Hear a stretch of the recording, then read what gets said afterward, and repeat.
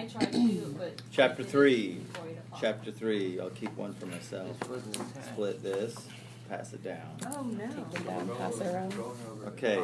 Take one down, pass it around. 99 bottles spiritual. Great ride for on the bus.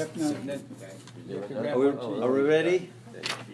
Everybody take a deep breath. Oh, okay. Did everybody get an email, by the way? I just want to know. I sent them No. out, and Yes. you did not? No. You did not? I didn't see it. You got one? Mm-hmm. Okay. When did you send them out? Maybe like Friday afternoon. I sent it out I earlier. think that's when it Okay, was. because something went wrong with the email I sent to CBE, and they didn't get it either. Oh, okay. So we'll have to fix out the email system. So what was there? Sure, try to do it. The email was a class reminder, class Before reminder. the- Oh. last night. God willing that we would Good. have class today.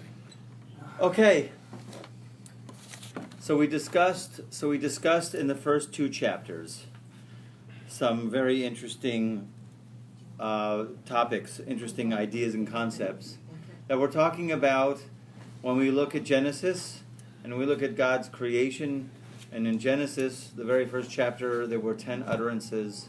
And we learn from the Baal Shem Tov that those utterances, really the letters, the statements of those utterances, and their transpositions basically give every single thing its constant existence. When God said, let there be a firmament, that firmament, God is like, that statement is still giving that firmament its existence. When God said, let there be oceans and dry land, those statements are giving every single thing its constant animation every single moment.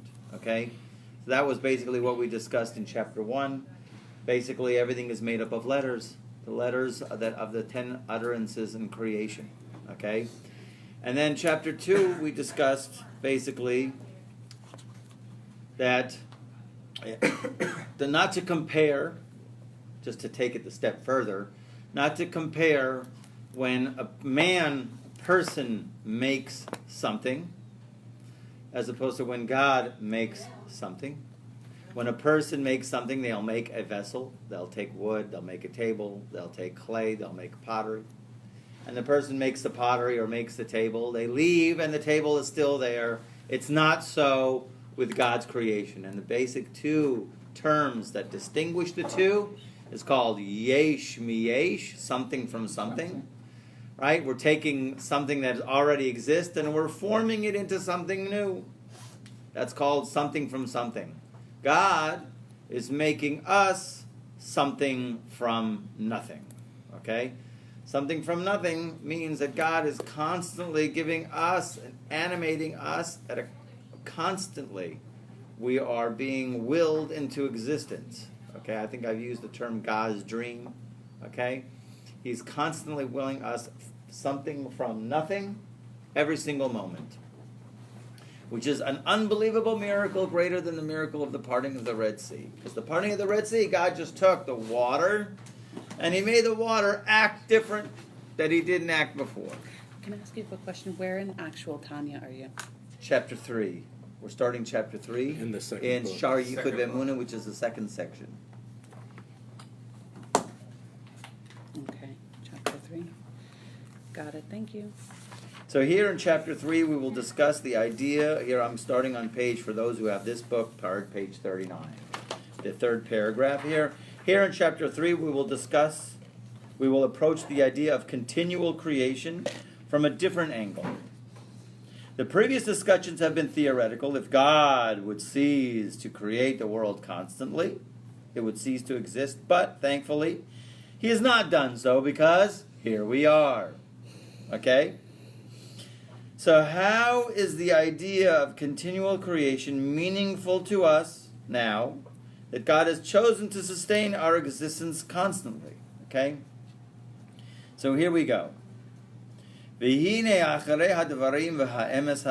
Now, after hearing these true words, these words are actually here, it says, following these words and the truth concerning the nature of creation, everyone who looks into the matter will thoroughly understand how every created entity is genuinely and literally considered null and void in relation to the causal power which he calls the causal power, the breath of his mouth. Okay? Legabe koach hapoel v'ruach piv. Actually, there's two words used in the literal Hebrew. Okay? The activating force and the breath of his mouth that you have in the English translation. Okay? Two things. We have to discuss that a little bit. Here he doesn't say it. He says causal power, the breath of his mouth, which sounds like one is explaining the other. But here, if you look in the literal Hebrew, there's two kind of forces giving everything its animation. Activating force and the breath of his mouth. Okay? So, within the effect, okay, the causal power which continually brings all created entities into being, taking them out from absolute nothingness to becoming something. So here's what he's saying, okay, in one long run-on sentence, okay? What we're talking about is God is constantly giving us our existence every single moment.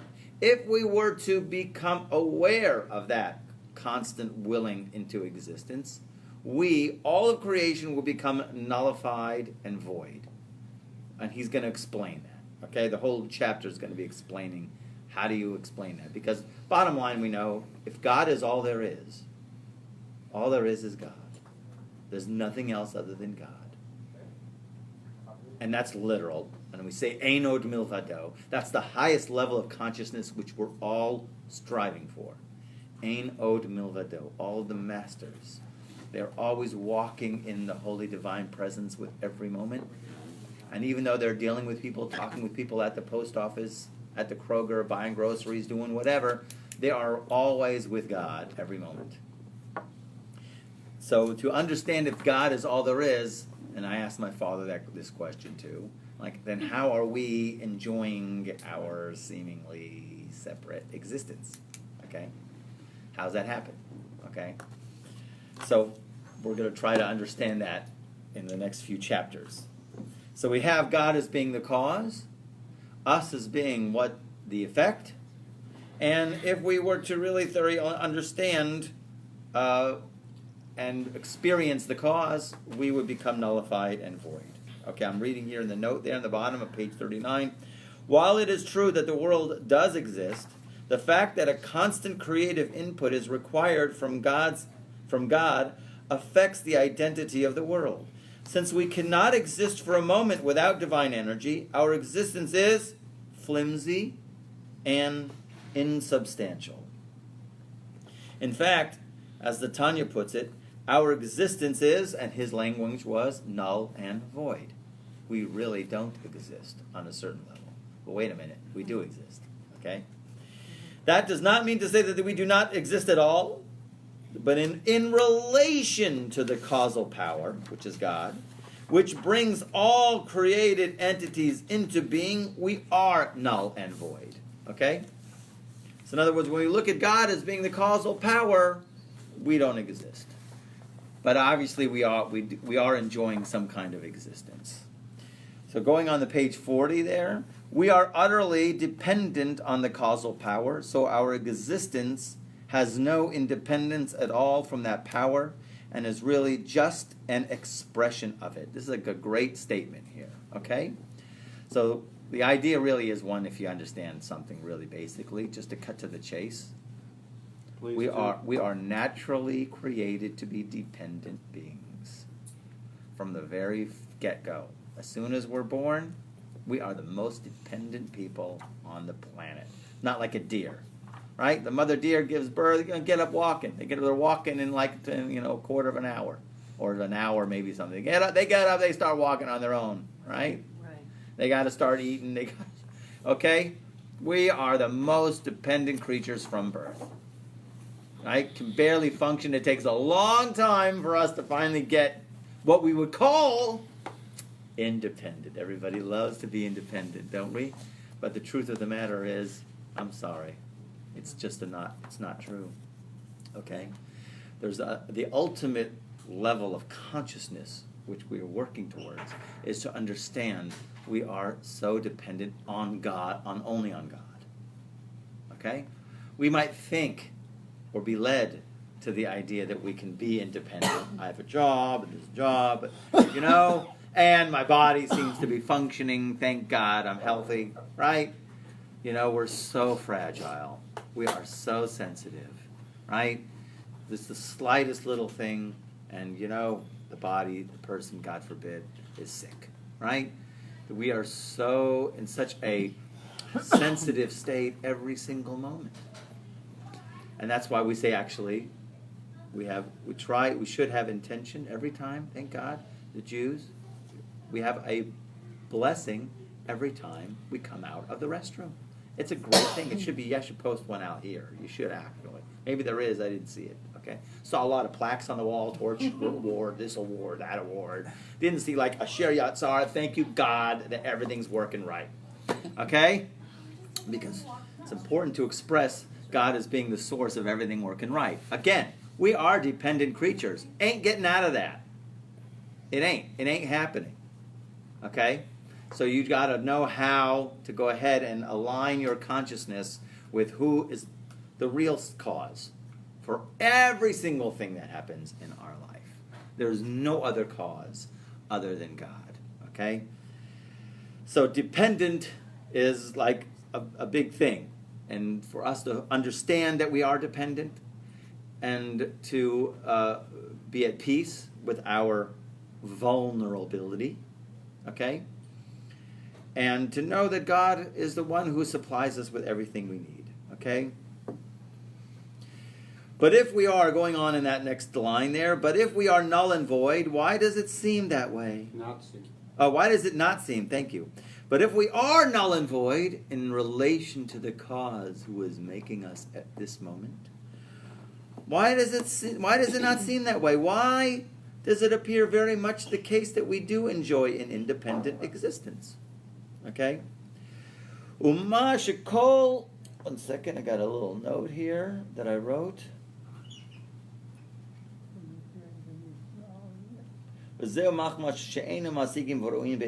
Okay.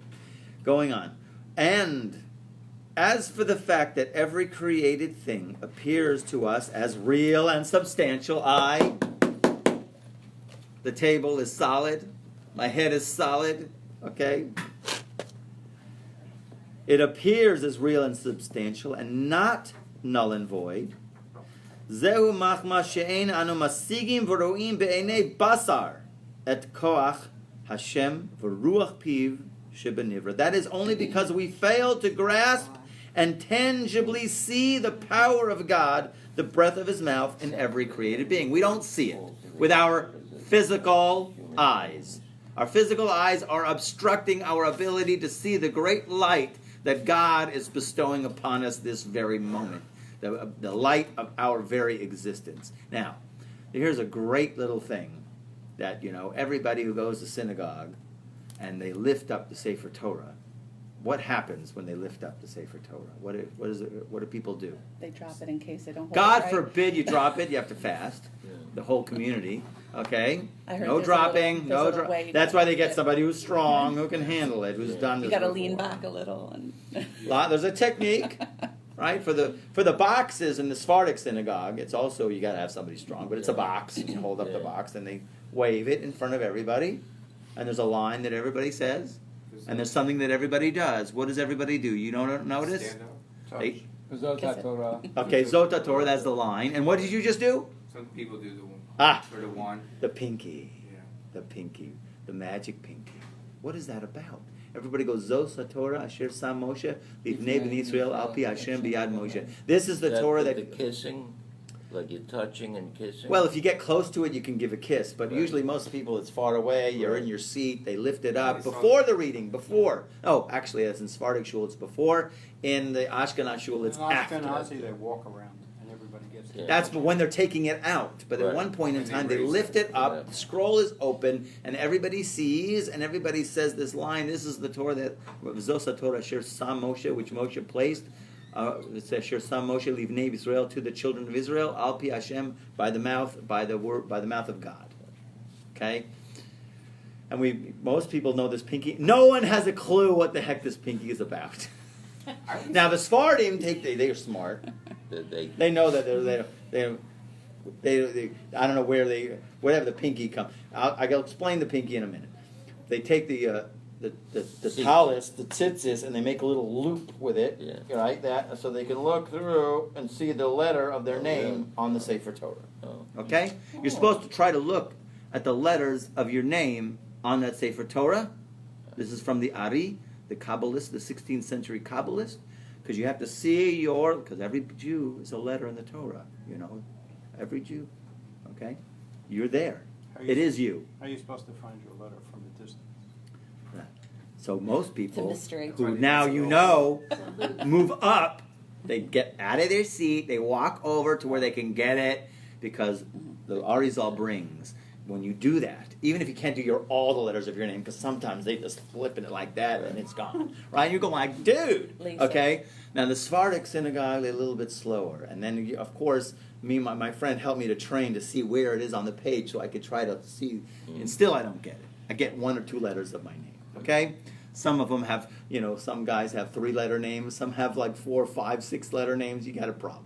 And anyways, but the Arizal says when you see those letters, you're exposed to unbelievable light, okay? That you will be revealed. It will be revealed to you secrets beyond, okay? I call it the Highlander moment, okay? So if Which you're is like, So if you're right? nearsighted, you don't get it. what? If you're nearsighted, you don't get that light. Nearsighted is you can't see far. That's right. Yeah. So I go close. I'm close. nearsighted. I go close. I'm right up there. And I got a whole bunch of other people who are also up there. All right. You got to be a little bit chutzpah and move forward. You don't bust anybody's ribs, okay? No. Like, excuse me, I got to get the letter. You don't do that, okay? We go up, try to get it close, and when they do that, you just try to get 1 letter. Even just go for 1 letter of your name. So Just women, 1 letter. women can't Now, do that. what? Women can't do that. They should make special things for women, I think, to do that. 'Cause I we really have do to think so do because so it's with chaval. women. Why should women not That's right. get that So, opportunity? we're looking I at believe that women should get the where opportunity exactly? because you're right, they're long distance Like and they on need the one of Torah those, whatever. I don't know how. That's right. Anyways, we'll work on that. Okay, it's That's good. right. No, really, I believe that. Okay, what's wrong with seeing your letter? So what's the pinky? So there's a great It's for Russia. when you The drink Baal Shem tea. Tov explains. Now, I don't know. I'll tell you right off the bat. I don't know but I'm going to explain to you how it can be utilized in an unbelievable dynamic way. Okay? That he brings, I think, in Parshas Nitzavim, the Baal Shem Tov explains, the Hinchen Chayom Kechochvei Hashamayim. Here you are today as the stars of heaven. Here you are today as right? So Moshe Rabbeinu was telling the Jewish people, you guys are shining as bright as the stars of heaven. Right? So he explains there that the light of the Torah and the light of the tzaddikim are so bright, but we just can't see it. Why can't we see it? It's because of our physical eye. There's something in front. The physicality of the world is in front of our eyes. So he brings this unbelievable idea, the mashal, parable, something what's compared to. Picture you're in front of a huge mountain. You're facing a huge mountain, and you take a little coin and you put the coin in front of your eye. Will you be able to see the mountain? No. So here it is, this little coin is in front of your eye, and you take the coin away, and then you see this huge mountain, right? So the idea here is something's blocking your eye that disables you from seeing the greater image. So the idea here is our physical eyes block us from accessing the greater light. That is there right now. That is available to us right here and right now. Okay? So the idea here is when we do this, actually, and I'm not going to get into the deep explanation of why specifically the pinky. The pinky is called a zeret, and then there's this verse that it brings down in, I think it's Daniel. No, I think it's Ezekiel. That brings down that the comparison of the light of the Torah to the world, the light of the Torah is 3,200 times greater than the world. Don't ask me why they get such a measurement and how measurement even happens, even exists, okay? Because what are you talking about, measurements? The idea here is the world, the size of the universe, the Torah is 3,200 times greater, 32. Yeah. Very special, very significant. The idea here is the light of the Torah is much bigger, 3,200 times the world, or the universe. And that is called also a zeret. The relationship, it brings down a zeret. Now a zeret is used also as a span. I forgot a span. But it's also, this is the Hebrew term for zeret. Each finger has a name to it. You know that? And this is called a zeret. So it seems like the zeret here that you hold in front of your eye, just to do this as an anchor for this idea that I'm telling you right now. Okay, is when you see the Torah and they wave it, let's say, and you can't get close to get the letters and things like that, okay? Because you're too busy talking to your friend about stocks or something in synagogue, or baseball or whatever, okay? God forbid, okay? No, I grew up Rosh Hashanah, God forbid, right? So anyway, one second, let me just finish this because I'm gonna lose it. So when they hold the Sefer Torah and you hold a pinky, so the pinky is supposed to remind you that this world is just a pinky in relationship to the light of the Torah that is available to me. So you just do this, and then you remove the pinky from the eye to remind you of the expansiveness of light that is available. And just to try to remind you to remove that the physicality is blocking like a coin in front of a mountain. There's much bigger things that we're involved in. There's much bigger reality to be experienced, okay? So 32. Third- Lamed Bet Lev. Listen, buddy, doctor, Lamed 2. Lamed Vav. Lamed Vav. That If was- you look at, I'm doing Sefer Yetzirah every Wednesday nights. It's going to start in Meyerland Minyan now. We're moving it to Meyerland Minyan, by the way. Okay, Meyerland I might come Minyan, back. 7 o'clock. Yeah. It's So- just a Seven- drive. Oh yeah, right. It's such a schlep to go from Torch to Is that Meyerland. over? Anyway, sorry, a little No, identification. the Thursday night. Anyways, but we're doing that, and it Thursday comes up with kind 32 of mystical paths the universe was created. If you ever look in the book I of grew up in formation. an Ashkenazi synagogue. I never saw the pinky raised at that time. If you go to Until I came here. I'm sorry, here it's done. Yeah. Yeah, here it's In Ashkenaz synagogue, you'll see it. If you go to Young Israel, you'll see it. not up north. It wasn't. Not done. in New I never York. saw it done Up in north, Brooklyn, yeah, New York. Pennsylvania. Interesting. I never saw it. I was in Jerusalem. I was in Jerusalem, and they were all doing it. Really? Well, you were in Jerusalem. Yeah, but and I asked, what the heck are we doing What are this you up for? doing? Excuse my name, my French, heck, okay? I said, what's this about, right? Of course, because I want to know everything. I'm an 18-year-old, my eyes are opened up to Torah, oh my gosh, right? What is this? He says, well, it's not polite to point, right? So, so that was what I was told, okay? But yet here, if you've ever seen the yad, when everybody's called it to the Yeah. Torah, they have that wooden yad or Yeah. metal yad. Pointy. It's not this finger. Yeah. It's this finger. Okay. Anyways, okay, so why can't you do this? Okay, whatever. Okay. The idea here is the light of the Torah and our cause is so much greater that if we were to be aware of it right now, we would be nullified and void. We would zap out of existence. But because the physical eye blocks us from accessing this light, that's where we are now. Okay? But here people hold it up like a foot away from them. Yeah, they do. They go like this. They go don't like go this. like that. They go like this. I'm telling you. And then It doesn't I'm block not telling you anything. the reason. Again, I'm not telling you the reason why. I'm just telling you you could use this for us, and you could try to share this with other people, Oh. just to help us identify with this thought. Listen, people are doing it anyways. No one knows why the heck they're doing it. I can understand if you're trying to find the letters. You could find the letters with this Right. finger as well. I'm just telling you, this is a zeret. The zeret in relationship to the light of the Torah, this world, it represents this world. The light of the Torah is much greater. That's all I'm telling you is to just try to use it as an anchor for this concept. I asked a rabbi when I first came down here because I never saw it before. He said it represents the unity of one God. I came up with that. I didn't ask him for a long explanation. I'm just telling you that's what he told me. Okay, 'Cause listen. I never saw it done down here. Always revert to the 13th commandment, whatever works. Hook v'chazit. Okay? Hook v'chazit. Okay? Where am I? Okay, once again, we have to understand something. We always have to go back to this because it has to be completely integrated more and more and more because this is to elevate our consciousness. Okay? We have to understand that when God created the world, he looked into the Torah and created the world. The Torah is a blueprint of creation. But it's not a blueprint like we are talking about, like where the person builds the building and the blueprint ends up in a file, right, in some archive. The blueprint is let's more like understood as there's a projector, there's a film, and then there's a screen. Once again, the screen is the world. The film is the Torah, and the projector is the light of God that shines through the film, the Torah, to project and animate every single thing. Every single thing has its root in Torah. It must. Okay?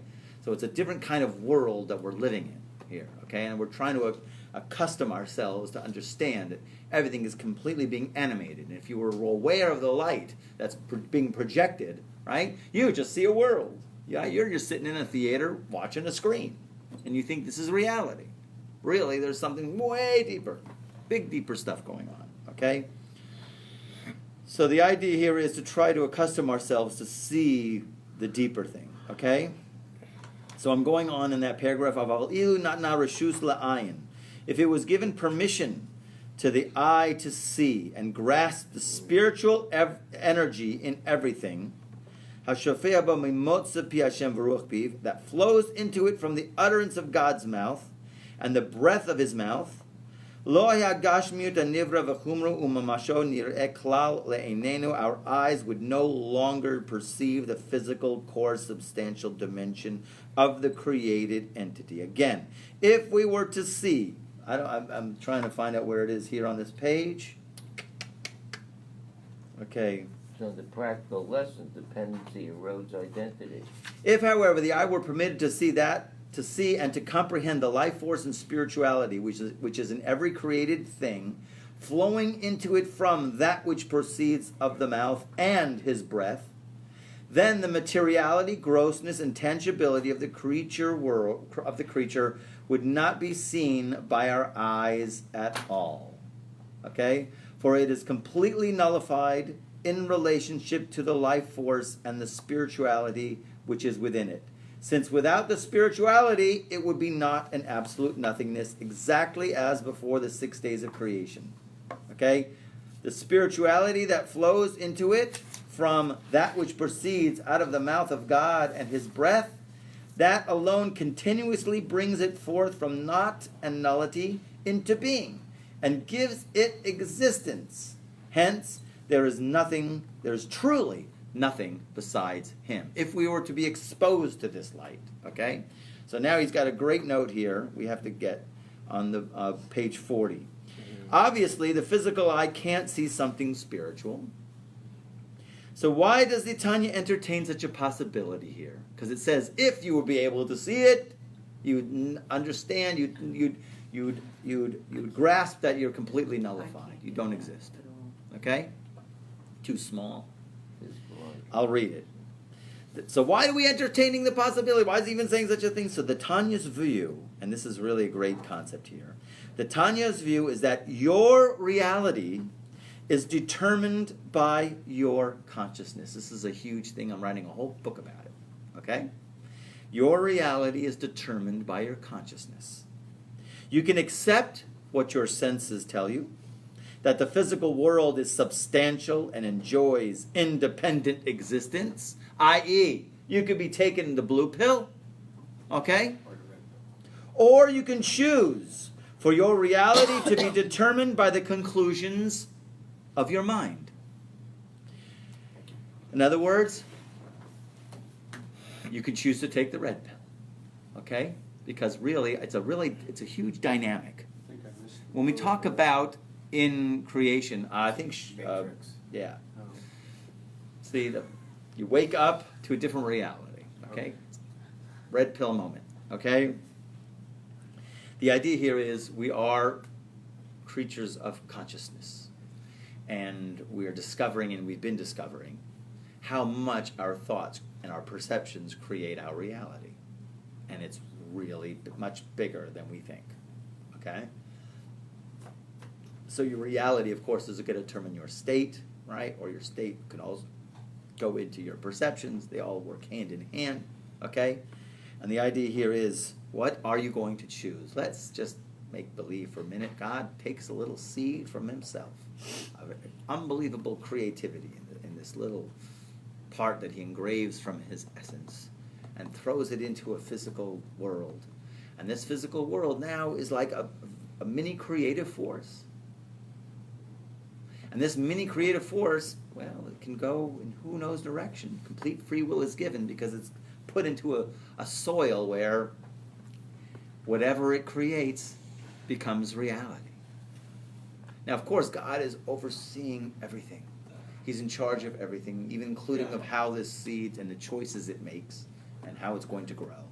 But still, nevertheless, this little seed that he's carved from his essence, that he throws into the dark matter, is going to be wiggle and figure out how creative and how powerful it is. And that is us. Okay? We're cast into a void of darkness, and we are going to discover, and we are in the process of discovering, that we are creating. Now, you can choose to create a limited reality, and then you'll end up with a limited reality. Or you can choose to grasp the real essence of creation, which is that there's nothing else other than the unlimitedness of God.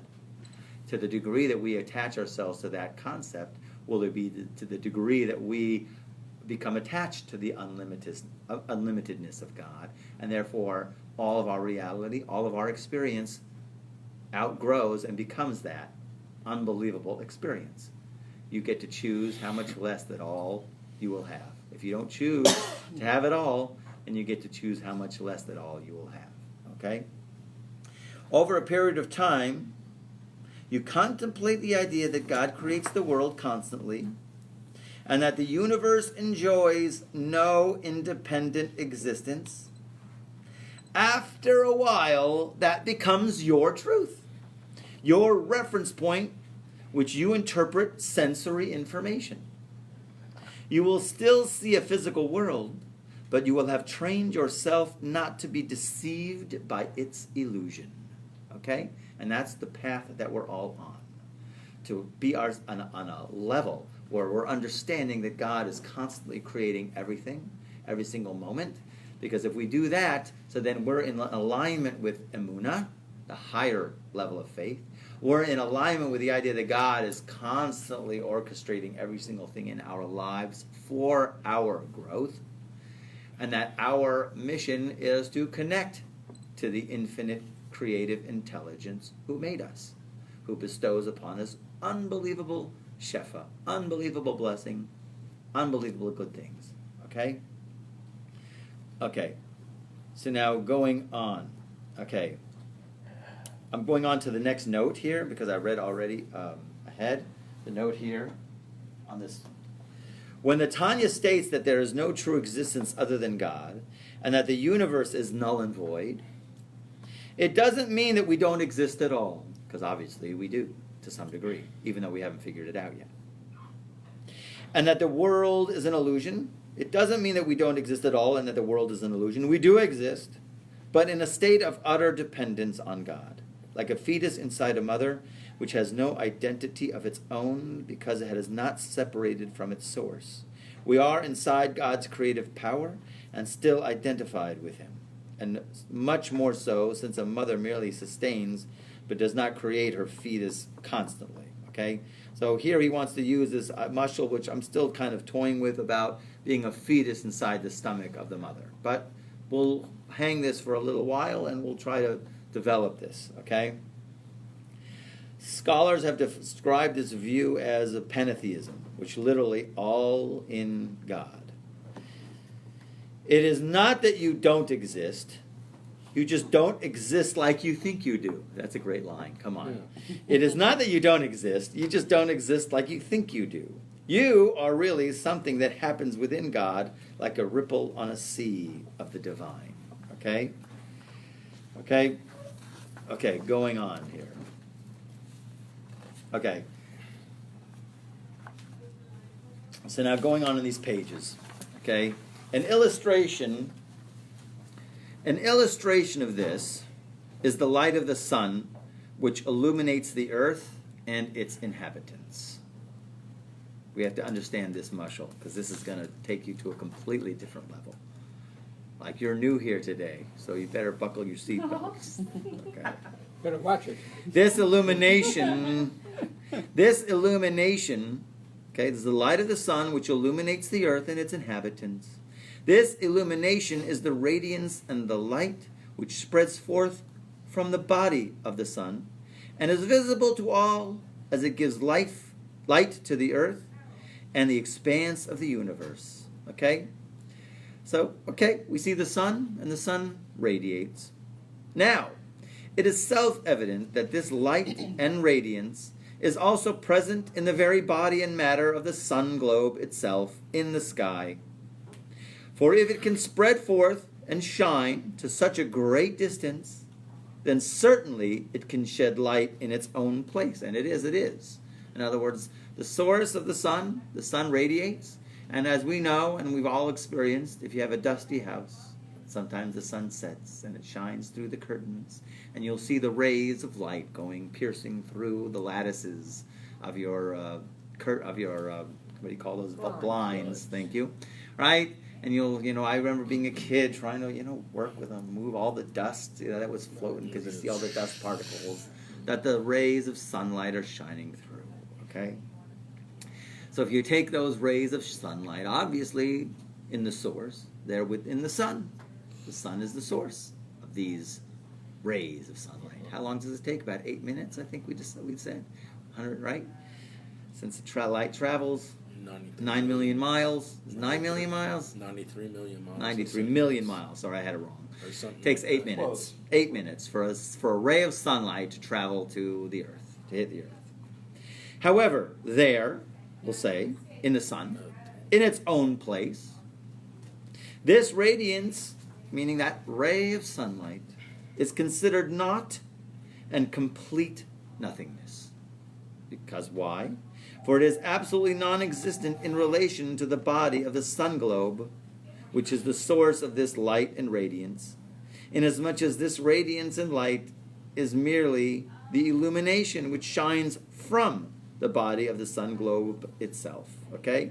So if you take that ray of sunlight and put it back into the sun, you're not going to be able to see it. Now he brings an interesting thought here in the notes here, that he wants to talk about it in terms of cause and effect. Okay? That's the direction he's going on. Okay? So here if we look at the page 44, there's a note there. Our perception of the world... Sorry, I think I skipped ahead. Our perception of the world is on 44. Yeah, I see that, but... Our perception of the world is like the ray that has left the sun. We discern the existence of separate things, but in reality the world's existence resembles the light ray inside the sun, which has no identity of its own and is absorbed in the source. Sorry, I've jumped ahead. The idea here is he wants to look at the sun ray, the sun and the ray that emanates from the sun. Why is the ray, the ray of the sun, nullified in the globe of the sun?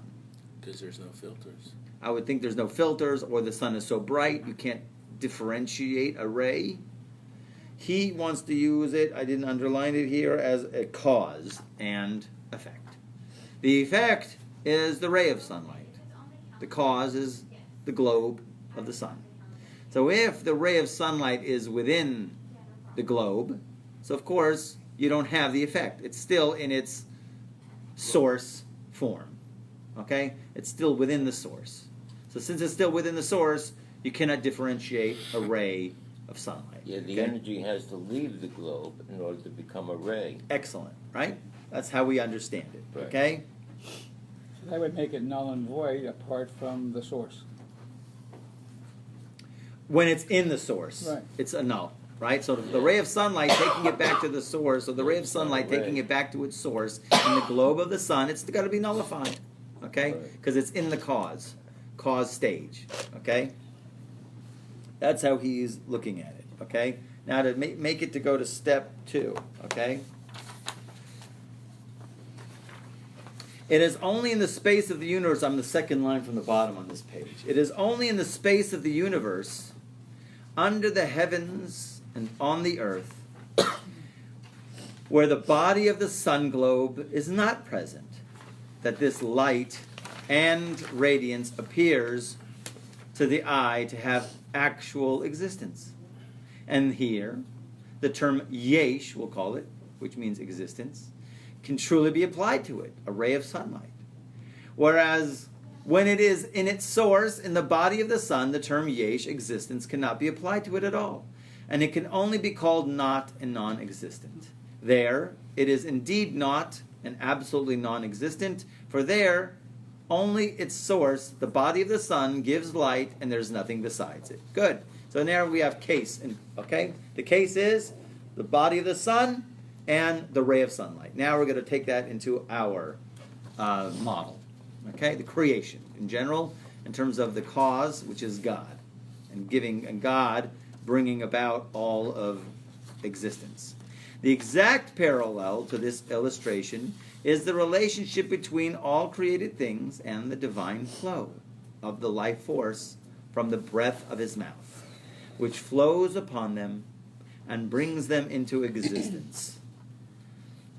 The idea here is, why does it use a double language? So my thought in mind was, because he said, Motze pi v'ruach piv. He used two languages, that which comes out of the mouth, and mimotza pi, comes out of his mouth, v'ruach piv, and the breath. Okay, that's how they translate it. Okay, the idea really here is, I would, there's two kinds of things that constantly give the universe its existence, two kind of different energies, we'll call it. Okay, we'll call it in Kabbalistic terms, gevura, chesed and gevura. Chesed is kindness, loving kindness, expanse. And gevura is constriction, kind of yin-yang. Okay, the yin-yang, right? You have expansive and contraction, right? Chesed is more expansive, and gevura is more contraction.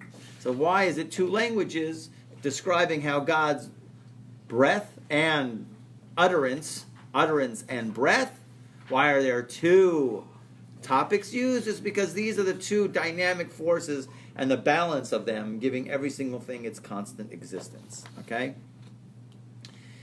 God is their source, going on in the text, and they themselves are merely like a diffusing light and effulgence from the flow and spirit of God, which issues forth and becomes clothed in them and brings them from naught into being.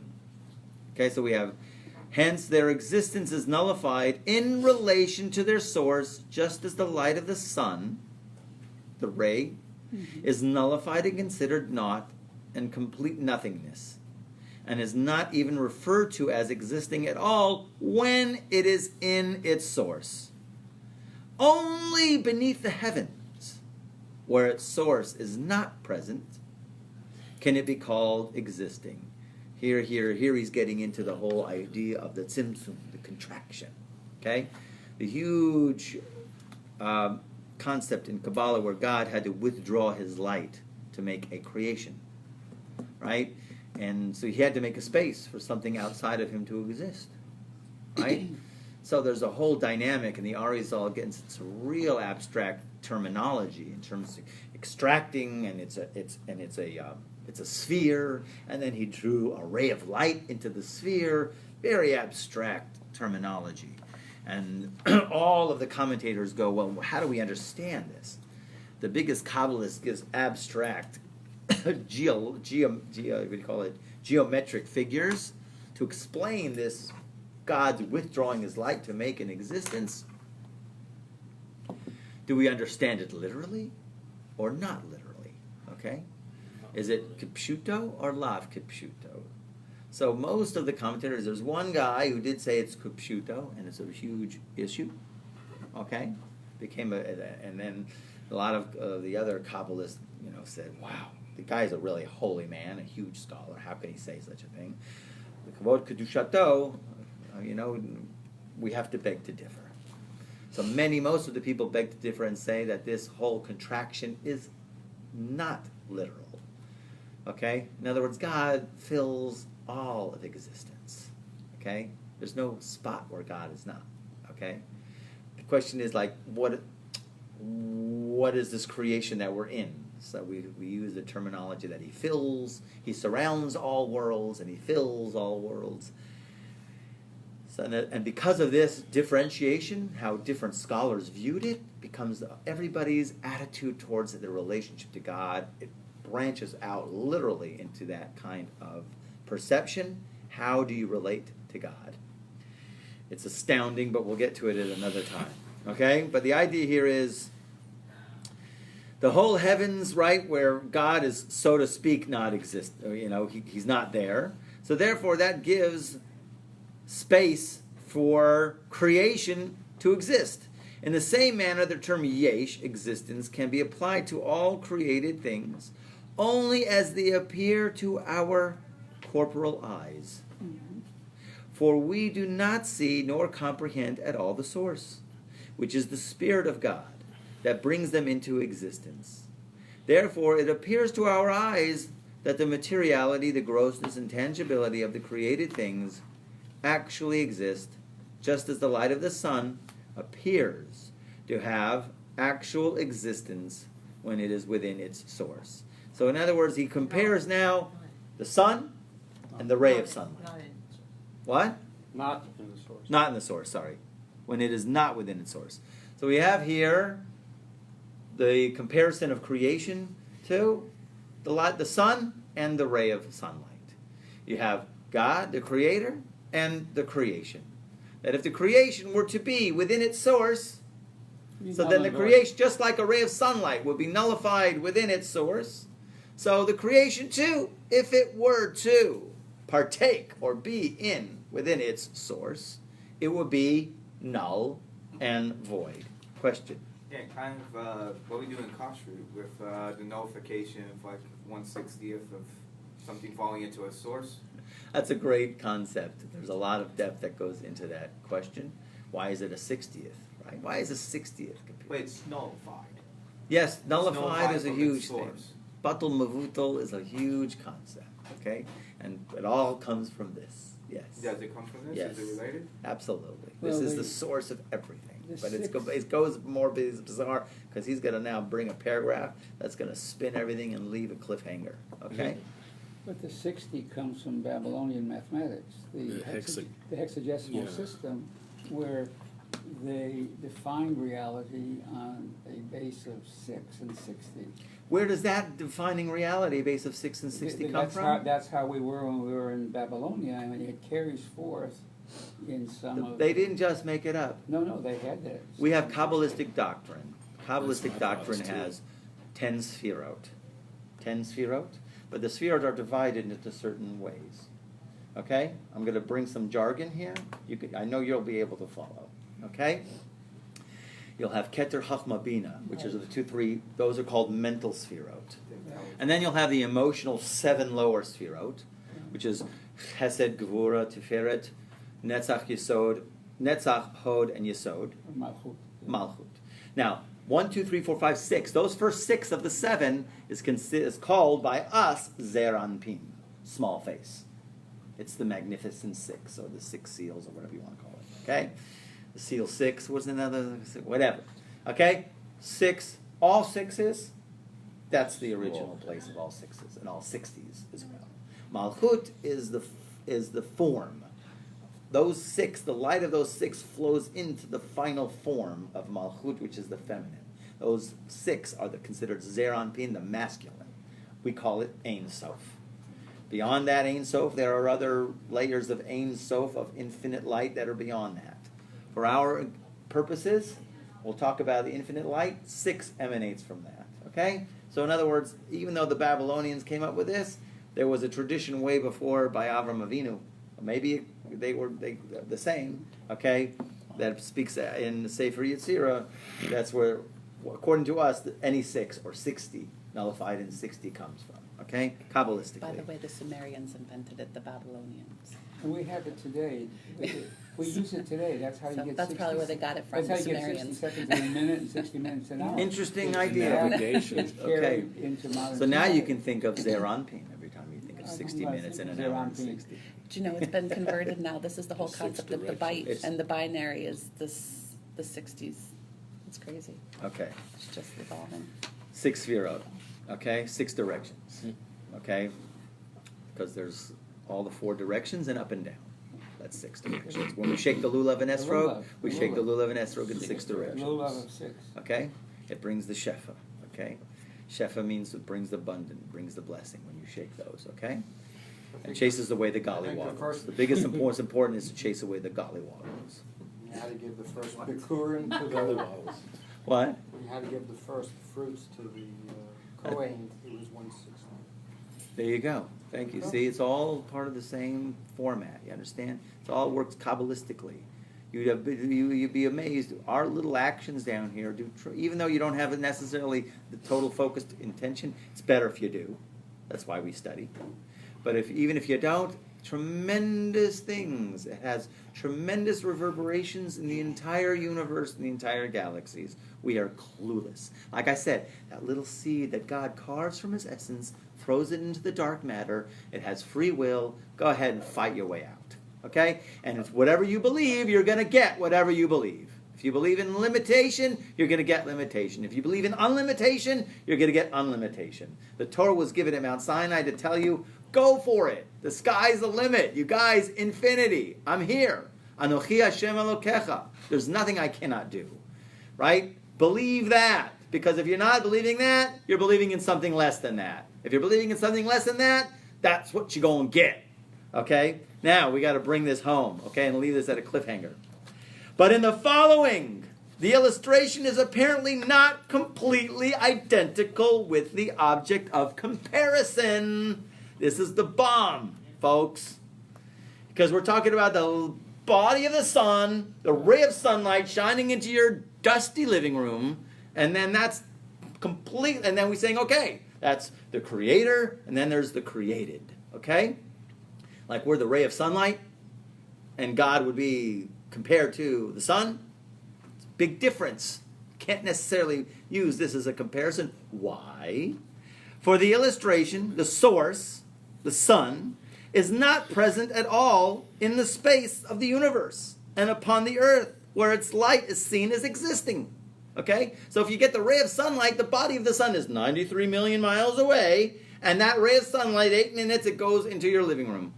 Okay? The body of the sun, over there. Source, 93 million miles. Ray of sunlight, over here. Okay? Whereas all created things are always within their source. And it is only that the source is not visible to our physical eyes. So if so, in other words, boom, we're always in our source. It's not God is 93 million miles away, God forbid. There's no place where God is not. He is everywhere. You are in your source right now. So technically, according to everything he's been describing, you're completely nullified. Right here and now. In a certain dimension, right here and now, you are completely nullified in the unlimited creative consciousness in the source of God. Okay? That's right. So you now thought you existed. But Sorry. You do okay. and you don't. Where the Somebody Schrodinger leaves a cat. cliffhanger, because if so, why are they not nullified in our source? Good, Rabbi. God is everywhere. And therefore, according to every formula, we should be nullified. Why am I not? I'm in my source. There's no spot where God is not. The ultimate, absolute essence of God is right here and now. And yet here I am. Why am I not nullified? To understand this, some prefatory marks are necessary. Cliffhanger. You got to come next week. Okay? Thank you. Vinamar. Good timing. Good timing. Right? Right.